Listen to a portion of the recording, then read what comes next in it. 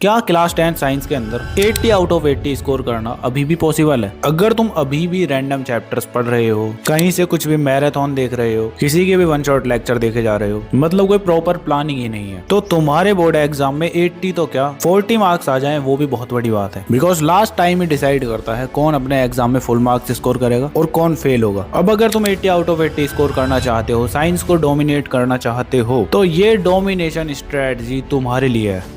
So hi everyone, this is Mukul Bhardwaj और आज की वीडियो में हम बात कर रहे होंगे क्लास 10 साइंस की लास्ट मिनट डोमिनेशन स्ट्रेटजी की, जहां पे अब तुम्हें बिल्कुल भी बैकफुट पर नहीं जाना है। अब तुम अपना अटैक मोड ऑन करोगे और साइंस के एग्जाम को फोड़ करा रहे होगे और इन 5 स्टेप्स में तुम अपनी साइंस का दी एंड कर दोगे, जिसके अंदर स्टेप नंबर 5 तुम्हें एक्स्ट्रा मार्क्स दिलाएगा। तो स्टार्टिंग करते हैं स्टेप नंबर 1 से, जो कि है तुम्हारा मार्क्स का पावर मैप। अब बोर्ड्स का पेपर तुम्हारा कुछ इस तरह से आएगा। 25 मार्क्स की तुम्हारी केमिस्ट्री आएगी, 25 मार्क्स की तुम्हारी बायोलॉजी, 12 मार्क्स का तुम्हारा लाइट वाला पोर्शन होगा, 13 मार्क्स का तुम्हारा इलेक्ट्रिसिटी वाला पोर्शन और 5 मार्क्स का एनवायरमेंट वाला। अब तुम देख सकते हो 50 मार्क्स तो तुम बायो और केमिस्ट्री को पढ़ के भी लेकर आ सकते हो। मतलब तुम्हारे ये दोनों पार्ट अच्छे से कंप्लीट है ना, तो तुम ऑलरेडी गेम में बने हुए हो। और कंप्लीट नहीं भी है तो चलो बताता हूँ ना कैसे कंप्लीट करना है। रैंडम चैप्टर्स नहीं उठाने हैं, ना ही तुम्हें रैंडम टॉपिक पढ़ने हैं। अब जो मैं तुम्हें टॉपिक्स बताऊंगा ना, वो तुम्हारी साइंस के लिए सबसे ज्यादा इंपॉर्टेंट होने वाले हैं। और डोमिनेशन स्ट्रेटजी का सबसे इंपॉर्टेंट पार्ट यही है,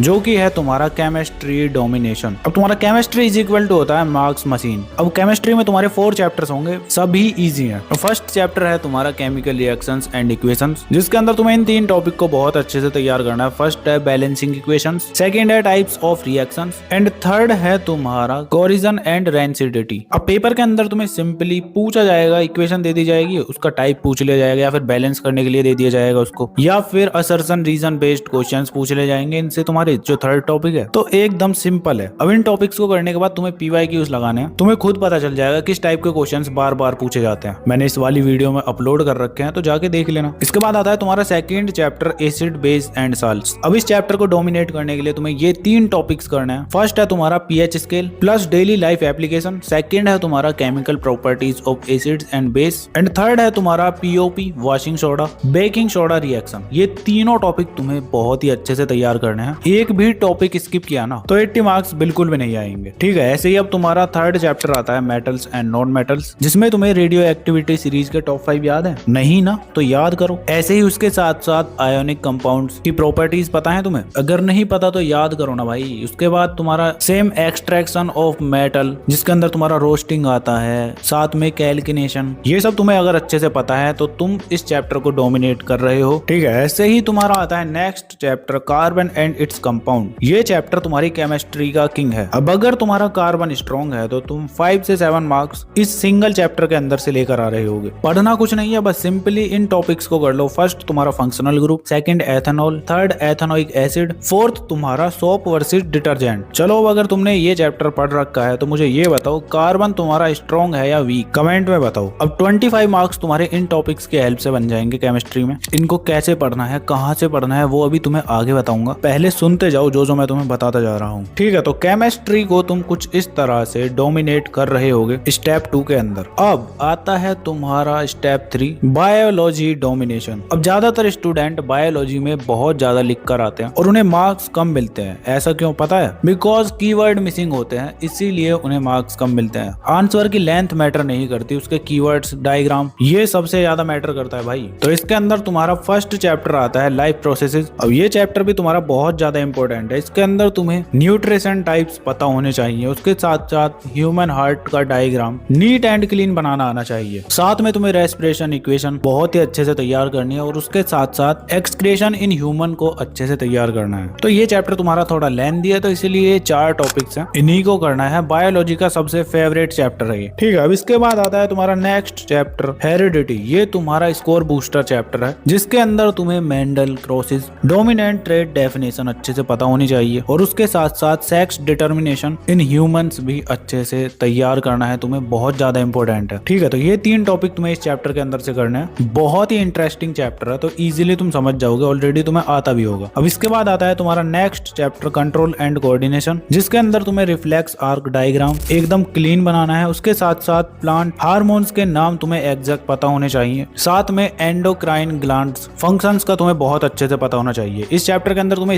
स्पेलिंग मिस्टेक बिल्कुल भी नहीं करनी है, वरना तुम्हारे मार्क्स कट कर लिए जाएंगे। ठीक है, अब आता है तुम्हारा next chapter, how to do organisms reproduce. तो सबसे पहले तुम्हें एसेक्सुअल वर्सेस सेक्सुअल डिफरेंस को अच्छे से तैयार करना है टेबल बनाकर। साथ में तुम्हें ह्यूमन रिप्रोडक्टिव सिस्टम डायग्राम अच्छे से तैयार कर लेना है, बहुत ही ज्यादा इंपॉर्टेंट है, पता होना चाहिए तुम्हें। और उसके साथ साथ safe sex and HIV awareness तुम्हें अच्छे से तैयार कर लेनी है। बस यही टॉपिक तुम्हें इसके अंदर करने हैं। और पैराग्राफ में कभी भी आंसर मत लिखना, हमेशा पॉइंट बनाकर तुम्हें इस चैप्टर के अंदर आंसर्स को लिखना है। साथ में डायग्राम तो है ही। ठीक है, तो कुछ इस तरह से तुम्हारी बायोलॉजी के 25 मार्क्स इन टॉपिक्स की हेल्प से तुम सिक्योर कर रहे होगे। अब अगर तुम्हारा यहाँ तक वार मोड ऑन हो चुका है तो कमेंट कर देना, बिकॉज अब स्टार्ट होने वाला है तुम्हारा स्टेप नंबर 3, न्यूमेरिकल डोमिनेशन। अब न्यूमेरिकल भी तुम्हारे 2 चैप्टर से सबसे ज्यादा पूछे जाएंगे, तुम इजीली पता कर लोगे। फर्स्ट है तुम्हारा लाइट, सेकंड है इलेक्ट्रिसिटी। इन्हीं से तुम्हारे न्यूमेरिकल पूछे जा रहे होंगे, बट टेंशन क्यों लेते हो, इनके अंदर भी तुम्हें इंपॉर्टेंट टॉपिक्स बताता हूँ ना। चलो, तो सबसे पहले आता है तुम्हारा लाइट वाला चैप्टर। इसके अंदर तुम्हें मिरर फॉर्मूला, लेंस फॉर्मूला और मैग्निफिकेशन, इनको एकदम अच्छे से तैयार कर लेना है। इन्हीं से तुम्हारे न्यूमेरिकल्स पूछे जाएंगे, तो बहुत ज्यादा इंपॉर्टेंट है तुम्हारे लिए। ठीक है, उसके साथ साथ तुम्हारा सेकंड जो इलेक्ट्रिसिटी वाला चैप्टर है ना, उसके अंदर बस तुम्हें Ohm's law, resistance in series parallel और उसके साथ साथ इलेक्ट्रिक पावर फॉर्मूला, इन तीनों को एकदम अच्छे से तैयार कर लेना है। तुम्हारा इलेक्ट्रिसिटी वाले चैप्टर के सभी न्यूमेरिकल इजीली सॉल्व हो रहे होंगे। अब देखो, तुम इन चैप्टर्स के न्यूमेरिकल तो बना लोगे, लेकिन पूरा न्यूमेरिकल सही होने के बाद भी अगर तुम एक चीज भूल गए ना, तो एग्जामिनर तुम्हारे 1 या 2 मार्क्स काट लेगा। अब वो क्या है, वो है तुम्हारा आंसर आने के बाद यूनिट लिखना। अगर तुम यूनिट लिखना भूल जाते हो तो तुम्हारे मार्क्स गारंटीड कटेंगे ही कटेंगे। तो मेरी जान, ये छोटी सी मिस्टेक तुम्हें नहीं करनी है,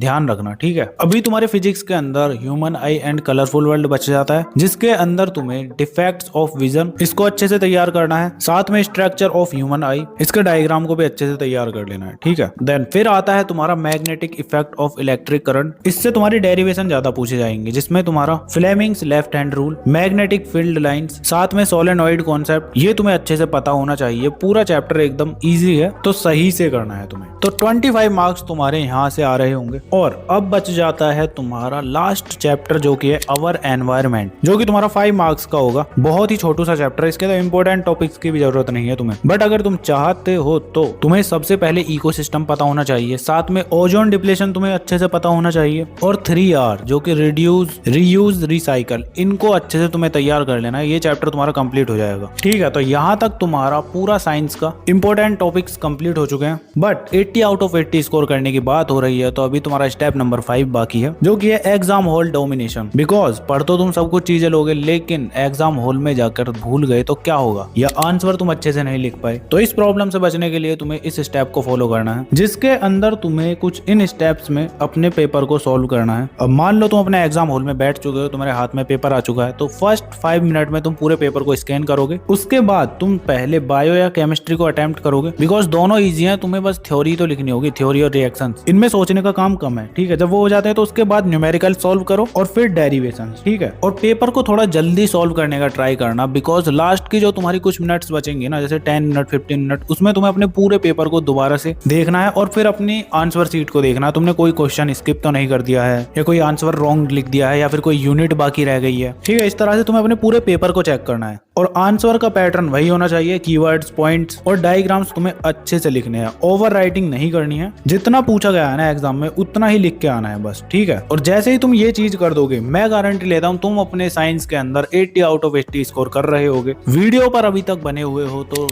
जो मैंने तुम्हें मोस्ट रिपीटेड क्वेश्चंस बताए थे, उस वाली वीडियो को भी जाके देख लेना, तुम्हें अपनी स्क्रीन पर शो हो रही होगी। साथ में आंसर राइटिंग के लिए मैंने ये वाली वीडियो अपलोड कर रखी है, इसको भी देख लेना, बिकॉज इस वीडियो में डिटेल में नहीं बता पाया। बाकी चलो मिलते हैं नेक्स्ट वीडियो में, तब तक के लिए keep learning, keep studying and keep smiling.